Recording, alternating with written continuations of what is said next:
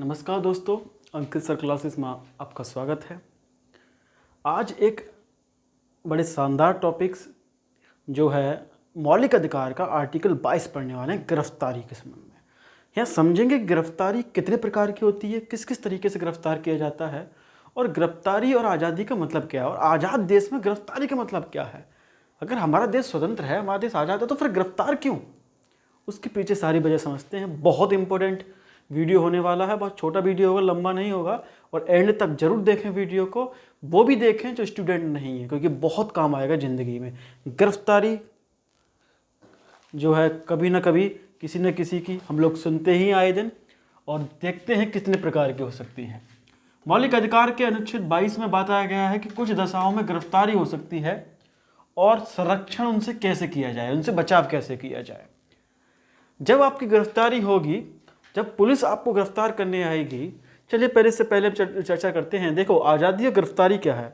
आज़ादी का मतलब देश में सिर्फ उतना ही है, किसी भी आज़ाद मुल्क में, किसी भी स्वतंत्र देश में आज़ादी का मतलब सिर्फ उतना ही है कि अब उस देश के बच्चे बड़े हो गए हैं। जैसे होता है ना, हमारे परिवार में बच्चे बड़े हो गए हैं, अब हम आज़ाद हैं, अब हम फ्री हैं, हमें रोक टोक नहीं है। अब मामा जो है, मम्मी डांटेंगे नहीं, पापा डांटेंगे नहीं, मारेंगे नहीं, तो वो आज़ाद हैं, बड़े हो गए हैं। बच्चा थोड़ा सा आज़ाद नहीं होता, सिर्फ इतना ही मतलब हो जाता है आज़ादी का। और इतना ही मतलब अगर आज़ादी का है तो गिरफ्तारी होना ठीक है, लेकिन गिरफ्तारी किन किन वजह से होनी चाहिए और किन पर नहीं भी होनी चाहिए, सारे कारण जानते हैं। जब आपको गिरफ्तार किया जाता है, जब पुलिस आपको गिरफ्तार करेगी, तो वो 3 सहायता आपको प्रदान करेगी। क्या? पहला तो हिरासत में लेने का उसे कारण बताना होगा। पुलिस आपको अरेस्ट करेगी, अगर हिरासत में लेगी तो वो कारण बताएगी क्यों आपको हिरासत में लिया जा रहा है। अगर वो कारण नहीं बताती, यानी कि आपको डायरेक्ट अरेस्ट कर लिया जाता है, तो आपको ध्यान रखना है कि आपको पुलिस से पूछना चाहिए मुझे किस वजह से गिरफ्तार किया जा रहा है, और पुलिस को बताना होगा हर हालत में। आर्टिकल 22 आपका यह अधिकार कहता है 24 घंटे के अंदर आपको दंडाधिकारी के समक्ष पेश किया जाएगा। 24 घंटे के अंदर आपको कोर्ट में पेश किया जाएगा। और कोर्ट में पुलिस पेश करना जरूरी भी है, लेकिन कभी कभी क्या होता है ना, जब दुश्मनी खुंदस के हिसाब से पुलिस गिरफ्तार करती है, तो वो क्या करते हैं कि सैटरडे को गिरफ्तार करते हैं, संडे को कोर्ट बंद रहता है। बोले साहब संडे तक खूब धुलाई कर लो उसकी, बिल्कुल लीगल नहीं है, लेकिन कर लेते हैं लोग, डरते भी हैं। लेकिन 24 घंटे के अंदर कोर्ट में पेश करना जरूरी है। आप जानते हैं कि 24 घंटे कौन से होंगे। 24 घंटे दरअसल वो होते हैं जो कि थाने से कोर्ट तक के होते हैं। जैसे अगर आपको 12 बजे दोपहर की गिरफ्तार किया गया और 12 बजे से आपके घर से थाने पहुंचने में मान लेते हैं कि 2 घंटे लगते हैं, 2 बज गए, और 2 बजे आपके FIR में सब कुछ लिखा गया, तो मान लेते हैं कि 2 बजे से आपको अरेस्ट किया गया, ये माना जाएगा। और 2 बजे से मान लेते हैं 24 घंटे के नहीं जाएंगे, और 2 बजे से अगले 24 घंटे जो बने जाएंगे, तो मान लेते हैं कि थाने से, मान लेते हैं थाना है, और थाने से कोर्ट को जाने में भी, ये दंडाधिकारी के सामने पहुंचने में भी कुछ तो टाइम लगेगा। मान लेते हैं थाने से कोर्ट जाने में भी 2 घंटे लगते हैं, तो ये 2 घंटे भी काउंट नहीं किए जाएंगे। यानी कि ये 2 घंटे और ये 2 घंटे, ये चारों घंटे निकाल दिए जाएंगे, यानी आने जाने का समय निकाल दिया जाता है। थाने से कोर्ट तक का समय वो 24 घंटे काउंट किए जाते हैं। तो पहले तो आप ये समझें कि 24 घंटे कौन से होते हैं, और 24 घंटे के अंदर पेश करना पड़ेगा। छुट्टी है तो बात अलग है, लेकिन पेश करना पड़ता है, और जो है कोर्ट में पेश जरूरी है। ये आप मांग भी सकते हैं, अगर आपको नहीं कोर्ट में पेश किया जाता है, पर आपको हिरासत में ले लिया जाता है और आपको फिर कोर्ट में नहीं पेश किया जा रहा, तो आप मांग कर सकते हैं कि मुझे कोर्ट में रखा जाए, मैं अपनी बात कोर्ट में रखूंगा।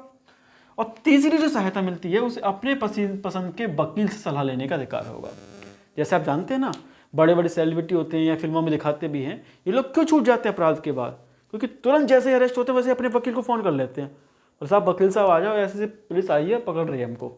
तो वकील साहब कोई दाव पेच खोल लेते हैं कि बेल दिला लेते हैं, छुट्टी पे बाहर ले लेते हैं, उनको अंदर जाने ही नहीं देते। और हमारे यहाँ आम आदमी क्या करता है, वकील तब लेता है जब सजा हो जाती है, बोले साहब छुड़ा लो। अब वकील भी ऐसा होता है, बोला टेंशन में सब छुड़ा लूंगा तो वकील भी वैसे ही जैसे आम आदमी। तो ये ध्यान रखना है, ये 3 सहायताएं आपको मिलती हैं जब आप अरेस्ट होते हैं। आपको कारण पूछना पड़ेगा पुलिस से, आपको 24 घंटे के अंदर कोर्ट में पेश किया जाएगा, और अपनी पसंद का वकील आपको लेने का अधिकार होगा। तो तीनों सहायता आपको लेनी चाहिए। दरअसल गिरफ्तारी होती क्या है? अच्छा, गिरफ्तारी से पहले हम देखेंगे अपराध क्या होता है, स्वतंत्र अपराध में क्या अंतर है, अपराध है क्या। अगर मान लेते हैं कोई व्यक्ति, हम लोग राह सड़क पर चल रहे हैं और हमारे सामने मान लेते हैं मोहल्ले के अंकल जी मिल गए, और हमने अंकल जी से नमस्ते नहीं की, और अंकल जी ने इस बात पर एफआईआर लिखा दी और आप नमस्ते नहीं की थी इसने, तो क्या अपराध है? नहीं। बोले साहब क्यों नहीं अपराध? अपराध है, नमस्ते करनी चाहिए, सम्मान करना चाहिए बुजुर्गों का। इसलिए अपराध नहीं है कि अपराध का मतलब होता है कानून का उल्लंघन करना। कोई नियम कानून बना है, संविधान में कोई भी नियम कानून बना हो, उसको तोड़ा तो अपराध है, अदरवाइज अपराध नहीं है। अगर मान लेते हैं आप सड़क पर चलना चाहिए आपको, लेकिन सड़क पर चलकर खेतों में चल रहे हैं, लेकिन कोई नियम थोड़ी ना बना हुआ खेतों में नहीं चलने का, इसलिए अपराध नहीं है, कोई आपको अरेस्ट नहीं कर सकता। तो अपराध दरअसल वो होता है नियम को तोड़ना। कोई नियम बना हुआ उसको तोड़ना ही अपराध होता है। जैसे मान लेते हैं किसी भी तरह से क्राइम, कोई भी क्राइम करते हो और उस क्राइम को लेकर कोई सजा नहीं, तो फिर अपराध है ही नहीं कानून की किताब में, अगर वो सजा नहीं है उसके लिए तो ये अपराध होता है। अब जानते हैं गिरफ्तारी किन किन तरीके से की जा सकती है। गिरफ्तारी 3 तरीके से होती है, यहाँ देखेंगे। एक होती है दंडात्मक। दंडात्मक का मतलब होता है कि आपने कोई क्राइम किया है और आपको दंड दिया जा रहा है। ठीक पे होनी भी चाहिए, भी क्राइम किया है आपने तो दंड मिलना भी चाहिए, यानी कि अपराध के बाद दंड देना, ये सही भी है ना। दूसरी होती है विचाराधीन कैद। ये विचाराधीन कैद क्या है? अंडर ट्रायल भी कहा जाता है, आपने नाम सुना होगा, अंडर ट्रायल है विचाराधीन कैद। ये सबसे इंपॉर्टेंट है समझने वाली बात। अगर देखा जाए तो ये होती क्या है कि सबूत या इशारा के आधार पर, जैसे कि होता है ना, मान लीजिए कोई हत्या हुई, कोई कांड हुआ और वहां पुलिस गई और साहब इशारा सबूत इशारे कर रहे हैं इस आदमी की तरफ। अभी कोर्ट में ये बात साबित नहीं हुई कि ये आदमी गलत है, लेकिन क्या हो रहा है, इशारा हो रहा है इस बात का कि ये आदमी गलत है, सबूत कुछ बता रहे हैं ऐसा ना, सबूत के आधार पर। और सबूतों के आधार पर पुलिस ने गिरफ्तार कर लिया। मामला कोर्ट में है, कोर्ट ने अभी उसको नहीं तय किया कि सजा होगी नहीं होगी, लेकिन इतने लाख के केस पेंडिंग पड़े हुए हैं कि बेचारा का केस फाइल जो है दब जाती है, केस चलता ही रहता है और बेचारे को सजा हो जाती है। और पता चला कि सबूत के आधार पर इसको गिरफ्तार तो किया गया, लेकिन ये तो अपराधी था ही नहीं। मान लेते हैं 10 साल बाद पता चलता है, तो 10 साल की सजा काटी, अब इसको कौन भुगते? भुगतनी पड़ेगी बेचारे को, उसी को भुगतनी पड़ेगी। ये गलत है लेकिन है, गिरफ्तारी के एक कारण भी है। और 2/3 लोग तो विचाराधीन कैद में ही है, 2/3 भारत के अंदर। वजह क्या है? जज ही कम है, जजों की संख्या ही नहीं है, केस जल्दी सॉल्व भी नहीं हो रहे हैं, तो सबूत के आधार पर इशारे के आधार पर गिरफ्तार किए गए। 2/3 लग लीजिए, जितने अपराधी हैं उसके 2/3 हिस्सा, समझ रहे हैं, लगभग 100 में से 66-67 लोग तो केवल विचाराधीन ही है सबूत के आधार पर। कोर्ट ये साबित ही नहीं कर पाया कि अपराधी है या नहीं, केवल पुलिस को लगा कि सबूत इशारा कर रहे हैं इस बात पर।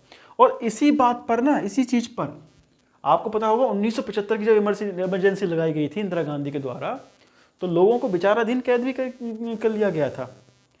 ठीक है, कुछ सबूत मिलने के आधार पर, कुछ चीजें के आधार पर थोड़े बहुत इशारे होते हैं कि ये गड़बड़ कर सकते हैं, इन्होंने गड़बड़ की है या नहीं, ये गड़बड़ कर सकते हैं, इस बात पर भी गिरफ्तार किया जा सकता है। तीसरी चीज होती है, वो होती है निवारक निरोध, अपराध करने से रोकने के लिए। ये भी 3 तरह की गिरफ्तारी होती है। ये भी अपराध किया नहीं, लेकिन संभावना है कि अपराध किया जा सकता है, शक के आधार पर, संभावना के आधार पर, और ऐसे लोग गिरफ्तार भी होते हैं। और ये सबसे इंपॉर्टेंट भी है, इस पर सबसे ज्यादा यूज होते हैं, जैसे आतंकवादी हमला हो सकता है इसलिए गिरफ्तार किया गया, शक के आधार पर, शक गुनाह के आधार पर, है ना, शक के आधार पर, संभावना के आधार पर। जरूर नहीं कि अभी अपराध करे ना करे, लेकिन शक है, डाउट है, तो गिरफ्तार किया जा सकता है। और ये गिरफ्तारी तो सबसे मुश्किल होती है, यहां तो डायरेक्ट 3 महीने तक आपको गिरफ्तार किया जा सकता है। खासकर आतंकवादी मामले में, ज्यादातर आतंकवादी इसी मामले में गिरफ्तार होते हैं। और यही निवारण निरोध पर ही कई कानून बन रखे हैं। मीसा आपने नाम सुना होगा, पोटा आपने सुना होगा, आतंकवादी निवारक निरोध जो कानून होते हैं वो भी इसी पे बने होते हैं। यानी कि शक के आधार पर, डाउट के आधार पर आपको 3 महीने रिमांड पर रखा जाएगा। ये 24 घंटे के अंदर कोर्ट में पेश इसमें नहीं किया जा सकता, 3 महीने के अंदर रिमांड पर रखा जाएगा।